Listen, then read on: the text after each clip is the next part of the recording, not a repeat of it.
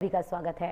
सुप्रभात में सबसे पहले बात करेंगे यूपी की, जहां राज्य विधानसभा का मानसून सत्र 7 अगस्त से शुरू होने जा रहा है। 5 दिन यानी 11 अगस्त तक चलने वाले इस सत्र में एक तरफ जहां योगी सरकार की ओर से कई प्रस्तावों को सदन की मंजूरी दिलाने की तैयारी हो रही है, तो वहीं दूसरी ओर विपक्ष लगातार सरकार को सदन में घेरने की योजना बना रहा है।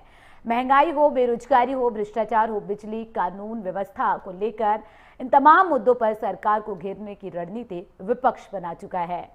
इस साल ये विधानमंडल का दूसरा सत्र है। इससे पहले फरवरी में बजट सत्र आयोजित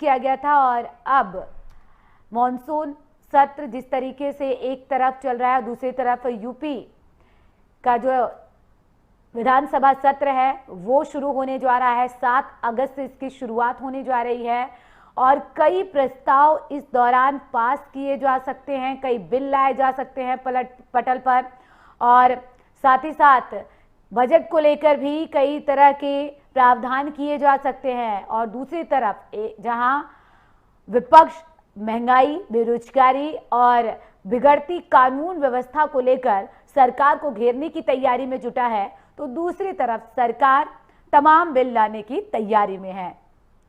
यूपी की जनता को क्या बड़ी राहत मिलेगी, कौन सी योजनाओं का लाभ मिलने जा रहा है, ये जब पटल पर तमाम बिल रखे जाएंगे और बजट को लेकर क्या कुछ प्रावधान किया जाता है, तब ये तस्वीर साफ हो पाएगी।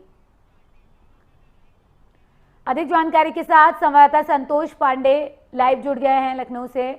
संतोष, जिस तरीके से ये सत्र शुरू होने जा रहा है, 5 दिन तक सत्र चलेगा, क्या कुछ अहम बिल लाने वाली है सरकार, ये माना जाए जनता के लिए, और दूसरा जो है विपक्ष की क्या कुछ तैयारी है? देखिए, 7 अगस्त से मानसून सत्र की का आगाज जो होगा, और निश्चित तौर पर जिस तरह से अगर हम सरकार की बात करें तो सरकार जनता से जुड़े तमाम से ऐसे विधेयक को लाने की तैयारी करेगा, उसको पास कराने की कोशिश करेगा। लेकिन जिस तरह से विपक्ष कहीं न कहीं महंगाई और अन्य तमाम मुद्दों को लेकर के सरकार को घेरने की भी कोशिश करेगा। अगर हम सरकार की बात करें तो जिस तरह से आगामी लोकसभा का चुनाव बहुत ही नजदीक है, ऐसे में कई ऐसे विधेयक भी पास करने की जो कोशिश है वो सरकार करेगी। उसको किस तरह से विपक्ष जो मानसून सत्र होगा इसको चलने देगा, ये देखने वाली बात होगी, क्योंकि 5 दिनों तक मानसून सत्र का जो समय है वो निर्धारित किया गया है, 5 दिनों तक चलेगा। 7 तारीख से लेकर के 11 तारीख मानसून सत्र जो है वो चलना है। इसमें जिस तरह से अगर हम विपक्ष की बात करें तो महंगाई, बेरोजगारी, ऐसे तमाम मुद्दों को लेकर के विपक्ष जो है वो सरकार को घेरने की तैयारी कर रहा है। अभी से जिस तरह से अगर हम बात करें, इसके पहले भी देखा गया कि जब सत्र चला था तो किस तरह से हंगामेदार सत्र रहा है। अगर हम पूर्ण बजट की बात करें, जब फरवरी के महीने में पेश हुआ था तो उस समय भी हंगामेदार आसार थे और देखा गया था। अब की बार भी वही आसार जो है वो दिखाई पड़ रहे हैं। अभी से जो विपक्ष है वो पूरी तरह से कमर कस लिया है और किस तरह से सरकार को घेरना है, इसकी जो कवायद है वो पूरी तरह से रूपरेखा तैयार कर रहे हैं। अगर हम खुद अखिलेश यादव की बात करें तो जिस तरह से नेता प्रतिपक्ष है तो निश्चित तौर पर हंगामे के पूरे आसार हैं। सदन के अंदर भी, सदन के बाहर भी जिस तरह से विपक्ष लगातार कहीं न कहीं हंगामा करता नजर आता है, और ऐसा अब की भी अनुमान लगाया जा रहा है कि विपक्ष पूरी तैयारियों में कहीं न कहीं विपक्ष की तरफ से जो तैयारी की जा रही है जो है सरकार को घेरने की, जब सदन चलेगा, हंगामेदार रहेगा, ये तो अनुमान लगाया जा रहा है। लेकिन सबसे बड़ा जो मुद्दा हो सकता है जो है विपक्ष के पास, वो है कानून व्यवस्था। क्योंकि पिछले अगर हम कई घटनाक्रम की बात करें, चाहे अतीक अहमद हो या फिर अभी जो है कुछ समय पहले जिस तरीके से कोर्ट परिसर में जो है गोली चली थी, ऐसे कई मामले कानून व्यवस्था पर जो है सवाल खड़े कर रहे हैं। तो पूरी कोशिश विपक्ष करेगा कि वो इस मुद्दे को लेकर सरकार को घेरे। देखिए, निश्चित तौर पर पूजा जी, यही बात मैं कहने जा रहा था कि जिस तरह से फरवरी के महीने में जब सत्र चल रहा था तो देखा गया कि कानून व्यवस्था पर अखिलेश यादव ने बोला था। उमेश पाल की हत्याकांड हुई थी और उस पर अखिलेश यादव ने कहीं ना कहीं सरकार को घेरने की कोशिश की थी। उसके बाद में भी अगर मुख्यमंत्री योगी आदित्यनाथ की बात करें तो और अखिलेश यादव में एक तीखी नोकझोंक भी देखने को मिली थी कि हम अतीक अहमद को मिट्टी में मिला देंगे। और ऐसे में अब जिस तरह से इस अगर हम मानसून सत्र की बात करें तो इसमें और भी हंगामे के आसार दिखाई पड़ने वाले हैं, क्योंकि कहीं ना कहीं कानून व्यवस्था को लेकर के सरकार को घेरने की जो कवायद है वो पूरी तरह से विपक्ष के द्वारा की जाएगी। देखना होगा कि किस तरह से सत्र चलता है, क्योंकि जिस तरह से अगर हम बात करें अनुपूरक बजट की तो अनुपूरक बजट भी पेश होना है, इसी में सरकार को अनुपूरक बजट भी पेश करना है। तो निश्चित तौर पर सरकार भी जिस तरह से अगर हम बात करें लोकसभा का चुनाव नजदीक है, 80 सीट जीतने का लक्ष्य भारतीय जनता पार्टी ने उत्तर प्रदेश में रखा है। बहुत बड़ी जिम्मेदारी भी है उसको कहीं न कहीं निभाना और जनता के विश्वास पर खरा उतरना। ऐसे में ये भी माना जा रहा है कि तमाम से ऐसे विधेयक ला करके जनता को सीधा लाभ भी दिया जाएगा। लेकिन संतोष, अगर बात की जाए पिछले अगर हम बात करें सत्र की तो उस दौरान कहीं ना कहीं हर वर्ग को जो है साधने की कोशिश की गई थी उस सत्र में। अब जब इस सत्र की शुरुआत होगी, किन वर्गों को ज्यादा फोकस में रखा जाएगा? क्योंकि अगर हम पिछले सत्र की बात करें तो हमने देखा था कि शिक्षा कहीं ना कहीं केंद्र था और जो है उत्तर प्रदेश में जो है किस तरीके से राम मंदिर का निर्माण तेजी के साथ बढ़ रहा है, वो किस तरह से सेंटर बनेगा उत्तर प्रदेश का, जो है पूरे देश और दुनिया की नजरें उस पर हो, ये पूरी कोशिश जो है हो रही है। और इसको लेकर भी तमाम तरीके के जो है जो बजट था वो पेश किया गया था। लेकिन जो ये अनुपूरक बजट है, इसमें किन वर्गों को साफ तौर पर साधने की कोशिश हो सकती है? पूरक बजट की बात करें तो जो बजट पेश हुआ है उसमें जहां पर धन की कमी है उसको ही पूरा करने के लिए अनुपूरक बजट लाया जाता है। तो निश्चित तौर पर सरकार जिस ओर में ज्यादा काम कर रही है, जिस तरह से अगर हम शिक्षा की बात करें, स्वास्थ्य की बात करें, ऐसे तमाम चीजों को लेकर के विशेष सरकार का फोकस रहने वाला है अनुपूरक बजट में। क्योंकि जहां पर बजट खर्च कर चुकी है अब तक सरकार और जिसमें अब पैसे की कमी होगी, ऐसे में ही उसी अनुपूरक बजट को सरकार पेश करने की जो कोशिश है वो की जाएगी। फिलहाल देखना होगा कि किन दिशा में जो सरकार है, जितना बजट पेश हुआ था, चूंकि एक भारी भरकम बजट जो जब पूर्ण बजट पेश हुआ था तो उस समय भी सरकार ने पेश किया था, लेकिन जहां पर उसको लग रहा है कि बजट की कमी है, ऐसे ही स्थानों पर बजट अनुपूरक बजट लाने की जो कोशिश है वो सरकार करेगी। ये देखने वाली बात होगी कि कहां पर अनुपूरक बजट सरकार किस किस दिशाओं में पेश कर सकती है, क्योंकि सरकार के लिए एक बड़ी चुनौती है। जिस तरह से अगर हम बेरोजगारी की बात करें, महंगाई की बात करें, ऐसे तमाम चीजों को लेकर के सरकार के लिए चुनौती भी बनी हुई है। और इसी को लेकर के अगर हम विपक्ष की बात करें तो विपक्ष भी लगातार सरकार को पहले भी घेरता चला आ रहा है और ऐसा माना जा रहा है कि जब मानसून सत्र चलेगा तो उसमें भी कहीं ना कहीं घेरने की जो कोशिश है वो विपक्ष करेगा। और इसी सब मुद्दों को लेकर के कहीं ना कहीं देखना होगा कि सरकार अपनी बचत किस तरह से करता है और विपक्ष के जो सवाल होंगे उसका जवाब किस तरह से देता है, ये देखने वाली बात होगी। खासतौर पर अगर हम अनुपूरक बजट की बात करें तो अनुपूरक बजट जब सरकार पेश करेगी तो ये भी देखने वाली बात होगी कि किन किन दिशाओं में सरकार के द्वारा ज्यादा मात्रा में काम किए गए हैं। क्योंकि भारी भरकम जो बजट है वो पहले ही जब पूर्ण बजट पेश किया गया था तो उसमें भी सरकार ने पेश किया था, लेकिन अब अनुपूरक बजट की ओर किस तरह से सरकार का ध्यान है, कहां कहां वो ज्यादा काम किया है। जिस तरह से अगर हम बात करें, चाहे राम मंदिर की बात कर लिया जाए, चाहे अन्य क्षेत्रों में भी देखा गया कि लगातार कहीं न कहीं सरकार काम कर रही है। रास्ता, रोड और ऐसे तमाम चीजों को लेकर के सरकार जो है वो काम कर रही है। स्वास्थ्य को लेकर के जिस तरह से कहीं न कहीं विपक्ष जो है वो घेरने की कोशिश करेगा। और बड़ी बात बिल्कुल मैं इसमें ये भी ऐड करना चाहूंगी संतोष, अभी हमने देखा पिछले दिनों किस तरीके से जो है जब तेजी के साथ मामले बढ़े, जब लोगों को काफी दिक्कतें हुई और अस्पतालों में अचानक से जब मरीजों की संख्या बढ़ने लगी, मौतों की संख्या बढ़ने लगी, खासतौर पर गर्मी के समय पर, तो जो है उप मुख्यमंत्री लगातार दौरा करते हुए नजर आए और ब्रजेश पाठक ने साफ कर दिया कि अलग अलग टीमें तैनात की जाए, पता लगाया जाए कि आखिर इन मौतों के पीछे की वजह क्या है। और उसको लेकर भी एक भारी भरकम बजट लाया गया था स्वास्थ्य के क्षेत्र में भी। लेकिन इस बार हम देख रहे हैं कि कहीं ना कहीं अगर खास तौर पर अगर मुख्यमंत्री की बात करें तो ऊर्जा के क्षेत्र में जो है ज्यादा फोकस किया जा रहा है।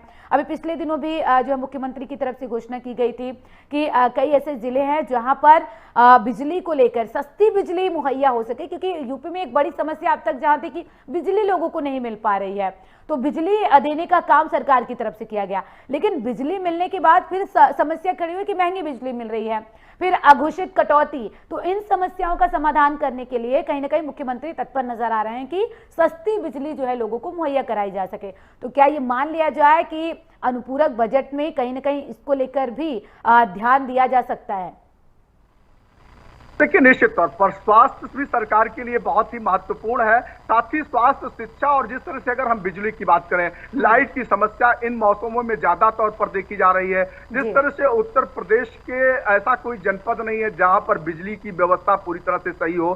इस समय देखा जा रहा है कि खासतौर पर अगर हम बात करें राजधानी लखनऊ और आसपास के जनपदों में बारिश, अगर हम 20 दिनों की बात करें तो 20 दिनों में किसी प्रकार की कोई बारिश नहीं हुई है, तेज बारिश नहीं हुई, बूंदाबांदी को छोड़ करके। तो निश्चित तौर पर किसानों का जो हाल है वो भी बेहाल हो गया है। तो ऐसे में जिस तरह से अगर हम बात करें बिजली की, तो बिजली की कमी देखने को मिल रही है, बिजली की कटौती लगातार देखने को मिल रही है। जिस तरह से अगर हम 22 साढ़े 22 घंटे बिजली देने का वादा सरकार करती है कि शहरी क्षेत्र में उसको 22 साढ़े 22 घंटे जो है वो निर्बाध बिजली की आपूर्ति की जा रही है, लेकिन महज 15 से 16 घंटा ही किसानों को बिजली मिल पा रही है। लोगों की जो धान की सिंचाई नहीं हो पा रही है, कई ऐसे किसान हैं जिनकी रोपाई भी नहीं हो पाई है। तो ये भी बहुत बड़ा संकट जो है वो मंडरा रहा है और इसको कहीं न कहीं विपक्ष जो है भुनाने की भी कोशिश करेगा और सरकार को घेरने की भी कोशिश करेगा, क्योंकि किसानों से जुड़ा मुद्दा है अगर हम बिजली की बात करें। और ऐसे में सरकार के लिए भी जिस तरह से अगर हम बात करें बजट को लेकर के, तो बजट भी अनुपूरक बजट भी सरकार इस पर पेश कर सकती है।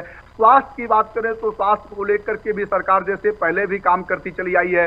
खुद ये विभाग अगर हम बात करें तो उत्तर प्रदेश के जो डिप्टी सीएम है ब्रजेश पाठक, उनके पास स्वास्थ्य महकमा है। तो ऐसे में वो कई बार ऐसा देखने को मिला कि वो अस्पतालों में खुद पहुंच करके छापेमारी किया और एक मरीज बन करके गए। तो ऐसे में विपक्ष, इसके पहले भी देखा गया कि कहीं न कहीं मजाक उड़ा रहे थे अगर हम बात करें तो डिप्टी सीएम का, कि वो वहां पर पहुंचे लेकिन स्वास्थ्य व्यवस्था जो है वो दुरुस्त नहीं हो पाई है। तो निश्चित तौर पर अब देखना होगा कि इन दिशाओं में कितना अनुपूरक बजट पेश होता है और उस पर धरातल पर क्या कुछ काम होता है। चूंकि लोकसभा का चुनाव नजदीक है, तो ऐसे में विपक्ष भी सरकार को पूरी तरह से घेरने की जो कवायद है वो शुरू कर दिया है। इसको लेकर के अपनी रणनीति भी बना रहा है। देखना होगा कि जब ये, अगर हम मानसून सत्र की बात करें तो मानसून सत्र 5 दिनों तक चलने वाला है, इसमें सरकार और विपक्ष की क्या कुछ भूमिका रहने वाली है।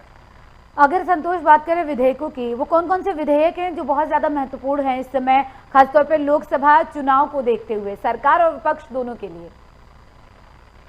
देखिए, इसके पहले भी देखा गया पूजा जी कि सरकार अपनी कई ऐसी चीजों को लेकर के योजनाएं जो जनता के लिए बहुत ही महत्वपूर्ण है उसको धरातल पर लाने के लिए जो है वो तैयारी किया है। और अपने, अगर हम कैबिनेट की बात करें तो कैबिनेट में जो पास किया है उसी को कहीं न कहीं विधेयक इस सत्र में रख सकती है। फिलहाल देखना होगा कि उसमें कौन कौन से विधेयक वो पास हो पाते हैं। जिस तरह से अगर हम खुद विपक्ष की बात करें तो विपक्ष भी लोकसभा का चुनाव नजदीक है, सरकार को घेरने की कोशिश कर रहा है, क्योंकि वो महंगाई और बेरोजगारी ऐसे तमाम मुद्दों को, साफ तौर पर जिस तरह से उत्तर प्रदेश में कानून व्यवस्था बहुत ही महत्वपूर्ण मानी जाती थी जब से उत्तर प्रदेश में योगी आदित्यनाथ की। जी चलिए, बहुत शुक्रिया तमाम जानकारी के लिए संतोष। और विधानसभा का जब ये मॉनसून सत्र शुरू होगा यूपी में 7 अगस्त से और 5 दिन तक जब ये सत्र चलेगा, उस दौरान कौन कौन से विधेयक पास होते हैं और क्या कुछ अनुपूरक बजट सरकार लेकर आती है वो देखना होगा। चलिए खबरों में आगे बढ़ेंगे।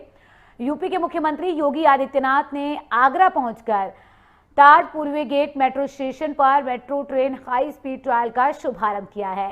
Agra metro train priority corridor पर अपनी पूरी स्पीड के साथ दौड़ेगी।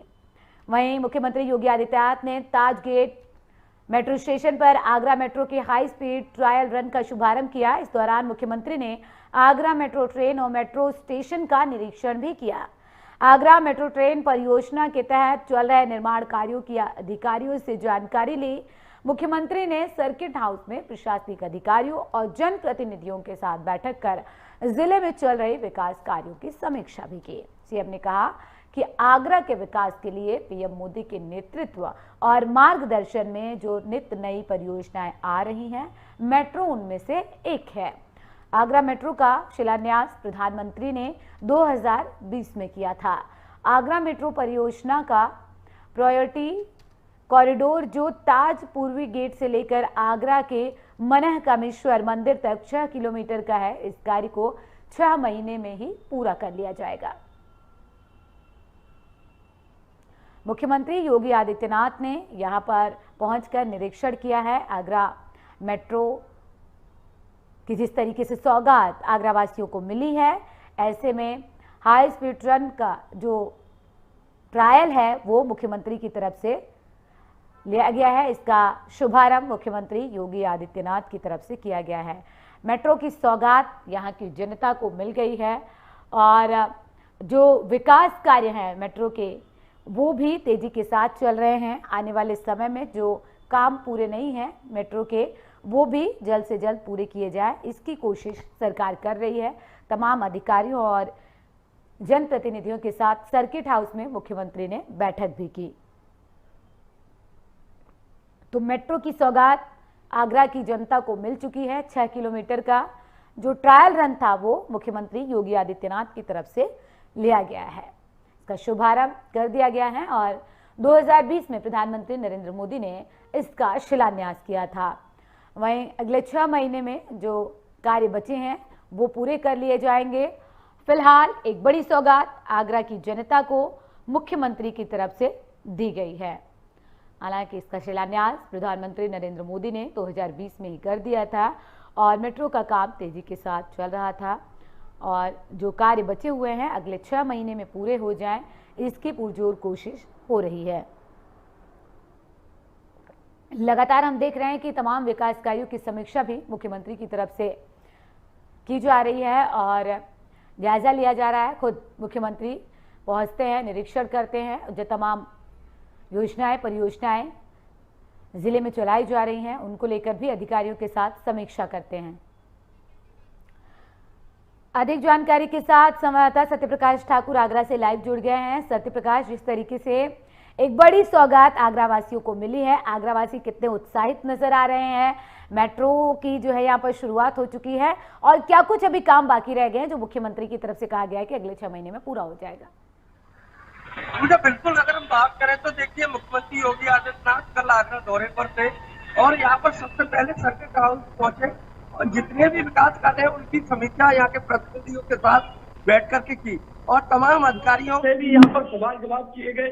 लगातार अगर बात करें तो देखिए, लंबे समय से यहाँ मेट्रो परियोजना का निर्माणाधीन कार्य चल रहा है, उसको लेकर के भी कहीं ना कहीं ताज पूर्वी गेट पर मुख्यमंत्री योगी आदित्यनाथ पहुंचे और उन्होंने देखिए यहाँ पर तो ताज पूर्वी गेट पर पहुंच करके जो मेट्रो ट्रेन है उसका हाई स्पीड ट्रायल यहाँ पर किया था। हरी झंडी दिखा करके 6 किलोमीटर का जो ट्रैक तैयार किया गया है उस पर हाई स्पीड ट्रेन को हरी झंडी दिखाई और उसका शुभारंभ कर दिया। क्योंकि ट्रायल चल रहा है, अभी लगभग 3 महीने के करीब यह ट्रायल चलेगा। आगरा वासियों को बहुत बड़ी सौगात मुख्यमंत्री योगी आदित्यनाथ के द्वारा दी गई है। क्योंकि अगर बात करें मेट्रो की तो ये मेट्रो 29 किलोमीटर पूरे आगरा में लगभग विस्तार किया गया है और लगभग ये 12,400 करोड़ की लागत से यह तैयार भी की जा रही है। क्योंकि अगर बात करें देखिए पहले ट्रैक की तो यहाँ पर 6 किलोमीटर का यह तैयार किया गया है, यानी कि ताज पूर्वी गेट से लेकर के और जामा मस्जिद, जिसका नाम बदलकर मुख्यमंत्री ने यहाँ पर मनकामेश्वर रेलवे स्टेशन रख दिया गया है। तो कहीं ना कहीं देखा जा रहा है कि मुख्यमंत्री योगी आदित्यनाथ ने कल यहाँ पर लगभग 2 घंटे के करीब आगरा में बिताए और ये बहुत बड़ी सौगात आगरा वासियों को दी है। जी बिल्कुल, मुख्यमंत्री ने सर्किट हाउस में भी तमाम अधिकारियों के साथ बैठक की, जनप्रतिनिधियों के साथ बैठक की। किस तरीके के निर्देश दिए गए हैं अधिकारियों को? जी बिल्कुल, अगर बात करें तो देखिए तमाम योजनाएं चल रही हैं, उन योजनाओं को घर घर तक कैसे पहुंचाया जाए, क्योंकि लोकसभा 2024 का चुनाव नजदीक है और उसका लगभग ऐसा माना जा रहा है कि तो उसकी जो तैयारियां हैं वो बीजेपी ने प्रारंभ कर दी गई है। तो उसको लेकर के कहीं ना कहीं इस बार जिस तरीके से जो यहाँ पर जो मैसेज दिया जा रहा है पूरे उत्तर प्रदेश में कि इस बार 80 की 80 सीट बीजेपी के खाते में होगी, इसको लेकर के तमाम जी ठीक है, बहुत शुक्रिया तमाम जानकारी के लिए सत्य प्रकाश। एक बड़ी सौगात आगरा वासियों को मिल चुकी है। मुख्यमंत्री की तरफ से ट्रायल रन का शुभारंभ कर दिया गया है और 3 महीने बाद यहाँ पर जो आगरा वासी हैं आवागमन कर सकेंगे। फिलहाल अगर हम बात करें, जनप्रतिनिधियों के साथ मुख्यमंत्री ने बैठक की है और इस बैठक में तमाम निर्देश जहां एक तरफ अधिकारियों को दिए गए तो दूसरी तरफ विकास कार्यों की समीक्षा हुई है। जो काम अभी नहीं पूरे हो पाए हैं, एक तरफ उनको लेकर अधिकारियों को निर्देशित किया गया, तो दूसरी तरफ लोकसभा चुनाव के मद्देनजर जो जनप्रतिनिधियों के साथ बैठक हुई है, उस बैठक में कहीं ना कहीं मूल मंत्र देने की कोशिश की गई है। आने वाले लोकसभा चुनाव में किस तरीके से जो तमाम पार्टी के नेता हैं वो काम कर सकें, इसकी भी बात इस बैठक में हुई है। सर्किट हाउस में ये समीक्षा बैठक हुई जिसमें जहां एक तरफ राज्य सरकार की तरफ से जिले में जो योजनाएं विकास की चलाई जा रही हैं उस पर चर्चा हुई, तो दूसरी तरफ जनप्रतिनिधियों के साथ बैठक और इस बैठक में लोकसभा चुनाव को लेकर तैयारी करने के लिए मुख्यमंत्री की तरफ से निर्देशित किया गया है। जो तमाम, चाहे वहां के सांसद की बात कर ली जाए, विधायक की बात कर ली जाए या फिर कार्यकर्ताओं के, सभी को निर्देश दिया गया है। इस बीच अधिक जानकारी के साथ संवाददाता सत्यप्रकाश ठाकुर एक बार फिर से जुड़ गए हैं आगरा से लाइव। सत्यप्रकाश, हम जिस तरीके से बातचीत कर रहे थे कि मुख्यमंत्री ने जनप्रतिनिधियों के साथ भी बैठक की है, अधिकारियों को क्या कुछ निर्देशित किया है, सबसे पहले इस पे जवाब दे दीजिए, उसके बाद जनप्रतिनिधियों को लेकर। तो बिल्कुल देखिए, यहाँ पर जो विकास कार्य चल रहे हैं, देखिए आपका मेट्रो परियोजना का जो कार्य चल रहा है, क्योंकि अगले 2024 के फरवरी माह में यह देखिए पटरी पर दौड़ने लगेगी। इसको लेकर जल्द से जल्द काम किया जाए और चूंकि पहला कॉरिडोर यहाँ पर 6 किलोमीटर का तैयार किया गया है। सबसे बड़ी बात यह है कि देखिए अपने संबोधन में मुख्यमंत्री योगी आदित्यनाथ ने यहाँ पर देखिए स्टेशन का नाम भी बदल दिया है, क्योंकि जिस तरीके से जामा मस्जिद स्टेशन का नाम दिया गया था उसको यहाँ पर देखिए किस तरीके से उन्होंने संबोधन के दौरान नाम बदलकर यहाँ पर उसको चेंज कर दिया गया है। इसके साथ साथ में देखिए सर्किट हाउस में ये महत्वपूर्ण बैठक की गई। 2024 लोकसभा चुनाव को लेकर यहाँ पर तैयारी प्रारंभ कर दी गई है और जितनी भी योजनाएं चल रही है तमाम, देखिए चाहे वो मेट्रो का काम हो, चाहे वो देखिए सड़कों का काम हो, चाहे वो देखिए जितनी भी सरकारी योजनाएं चल रही है घर घर तक कैसे पहुंचे, इसको लेकर भी मुख्यमंत्री यहाँ पर गंभीर होते हुए नजर आए थी। इस दौरान अगर हम बात करें, अभी जो सबसे बड़ी समस्या इस समय आगरा में बनी हुई है, कहीं ना कहीं यमुना नदी की वजह से जो बाढ़ जो है ग्रस्त इलाके, क्या उनका भी दौरा मुख्यमंत्री की तरफ से किया गया है?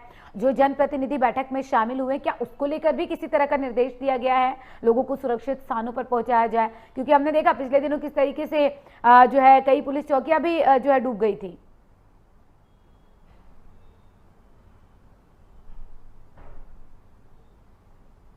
के करीब पहुंच चुका था, खतरे के निशान से 5 फीट ऊपर पहुंच गया था। क्योंकि इस दौरान देखा गया कि जितनी भी देखिए किसानों की फसलें थी वो बिल्कुल नष्ट हो चुकी थी और तमाम जो पानी है वो सड़कों पर पहुंच चुका था। इसको लेकर के पहले से ही यहाँ के प्रतिनिधि देखिए दौरा भी कर रहे थे। बाढ़ क्षेत्र जो क्षेत्र थे और जो संभावित क्षेत्र है उन तटवर्ती इलाकों का यहाँ पर देखिए दौरा किया। मुख्यमंत्री योगी आदित्यनाथ ने इस बैठक में साफ तौर पर दिशा निर्देश दिए, जितना भी लोगों का नुकसान हुआ है और जो भी देखिए बाढ़ों में फंसे हुए उनको सुरक्षित स्थान पर पहुंचाया जाए और उनकी भरपाई की जाए। तो कहीं ना कहीं देखिए ये बैठक है वो लगभग 1 घंटे के करीब चली और इस 1 घंटे में यहाँ के अधिकारी से लेकर के तमाम जनप्रतिनिधियों को लेकर भी यहाँ पर मंथन किया गया कि लोकसभा चुनाव बिल्कुल नजदीक है। इसको लेकर भी कहीं ना कहीं मुख्यमंत्री दिशा निर्देश देते हुए नजर आए। लेकिन सबसे बड़ी सौगात ये है कि देखिए आगरा में मेट्रो यहाँ पर तैयार हो चुकी है और इसका ट्रायल भी कल कर दिया गया है, क्योंकि लगातार यहाँ पर देखिए जो जाम लगता था, आगरावासी जो जाम से जूझ रहे थे, उससे कहीं ना कहीं आगे चलकर निजात मिलेगी। और लगातार मुख्यमंत्री योगी आदित्यनाथ यहाँ पर दौरे पे दौरे करते हुए नजर आ रहे हैं। जी सत्यप्रकाश, वहां पर सड़क चौड़ीकरण का भी काम चल रहा था, क्या वो कार्य पूरा हो चुका है? दूसरी तरफ मेट्रो से जहां लोगों को जो है जाम की जो स्थिति से जूझना पड़ रहा था, कहीं ना कहीं उस समस्या से निदान तो मिलेगा, लेकिन दूसरी तरफ अगर हम बात करें जो है सड़कों की चौड़ीकरण का, वो काम कहां तक पहुंचा? उसको लेकर किसी तरीके का कोई निर्देश अधिकारियों को? अलग अलग क्षेत्रों में अपने अपने प्रतिनिधि इस कार्यों को करा रहे हैं, चाहे वो देखिए लोकसभा आगरा हो, चाहे वो फतेहपुर सीकरी हो। दोनों सांसद यहाँ पर देखिए अपने अपने क्षेत्रों में यहाँ पर चौड़ीकरण, सड़क चौड़ीकरण का कार्य करा रहे हैं। लगातार देखा जा रहा है कि देखिए जो सड़क की कनेक्टिविटी है वो कई किलोमीटर की कनेक्टिविटी को जोड़ा जा रहा है और उसका भी तेजी से काम चल रहा है। तो लगातार देखिए जिस तरीके से आगरा में एयरपोर्ट, सिविल एयरपोर्ट का भी यहाँ पर काम चल रहा है, तो उसको भी जल्द से जल्द पूरा करने के लिए यहाँ पर जैसा निर्देश मुख्यमंत्री योगी आदित्यनाथ के द्वारा दिए गए, तो तमाम ऐसे चौड़ीकरण और तमाम जो विकास है आगरा को जरूरत है, उन विकास कार्यों को भी यहाँ पर जल्द से जल्द पूरा किया जाए। 2024 से पहले ये पूरे पूर्ण हो, इसको लेकर के यहाँ पर महत्वपूर्ण बैठक की गई और तमाम बिंदुओं पर चर्चा करते हुए यहाँ पर उनको दिशा निर्देश भी दिए गए। जी चलिए, बहुत शुक्रिया तमाम जानकारी के लिए। जिस तरीके से हम देख रहे हैं लगातार मेट्रो की जो है सौगात अब आगरा वासियों को मिल चुकी है। इसी के साथ सुप्रभात में सिर्फ इतना ही। बने रहिए टीवी 100 के साथ। नमस्कार।